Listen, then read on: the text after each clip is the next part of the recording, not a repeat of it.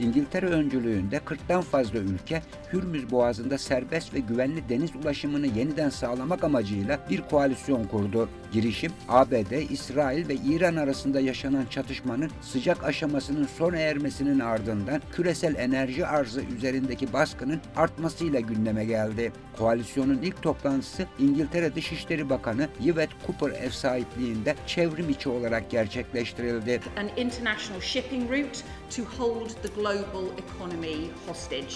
Toplantıda Boğaz'ın neredeyse kapanmasına yol açan kriz nedeniyle dünya genelinde yaşanan ekonomik etkiler ele alındı. Cooper, İran'ın uluslararası bir deniz yolunu kontrol ederek küresel ekonomiyi riske attığını belirterek gaz, jet yakıtı ve temel tüketim maliyetlerinde ciddi dalgalanmalar yaşanabileceği uyarısında bulundu. Koalisyonun Hürmüz Boğazı'nın güvenli ve sürdürülebilir şekilde yeniden açılması için diplomatik ve ekonomik araçları devreye sokmayı hedeflediği belirtildi. Bu kapsamda İran'a yönelik yeni yaptırımların da gündeme gelebileceği ifade edilirken askeri planlamacıların ise mayın temizleme ve gemilere refakat gibi savunma odaklı seçenekleri değerlendirdiği aktarıldı. Öte yandan İtalya, Hollanda ve Birleşik Arap Emirlikleri gübre sevkiyatını güvence altına almak ve olası bir gıda krizini önlemek amacıyla insani koridor oluşturulması çağrısında bulundu. Avrupa Birliği yetkilileri de uluslararası deniz hukukuna uygun şekilde Boğaz'da serbest